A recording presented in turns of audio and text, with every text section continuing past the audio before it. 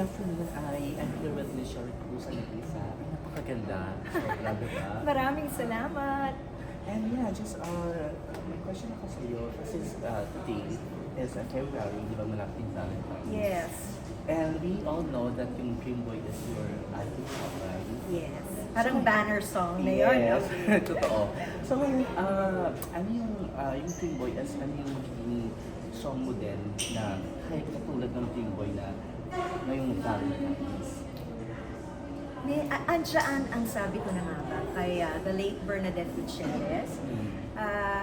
Ito ay tungkol sa paghanga na hindi pa nalalaman ng hinahanga ang tao. Yun.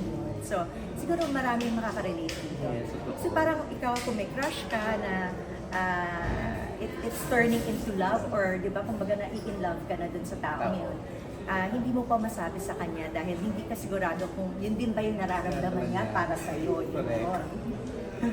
Oo. And of course kasi diba yung mga tao ngayon, ang dami kasi pag mga songs, nakaka-relate talaga sila, diba? Tayo lahat actually. Tayong lahat, Oo. yes. So last question lang, Michelle. Since do you have any or shows, upcoming shows na lang na pwede mo sabihin?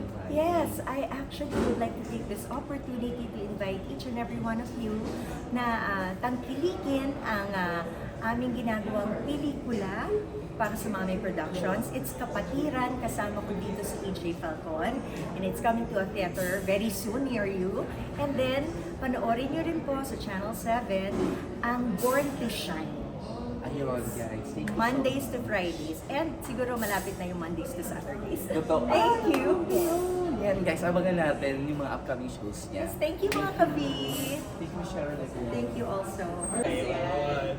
Oh, ano yan? Very, OG, very classic. OG pa rin, OG. yes. Oh, you're nothing. On a second rate. Trying hard, copycat. Yeah. Sherry Hill. Oh, Sherry Okay. Gill. So, ito po.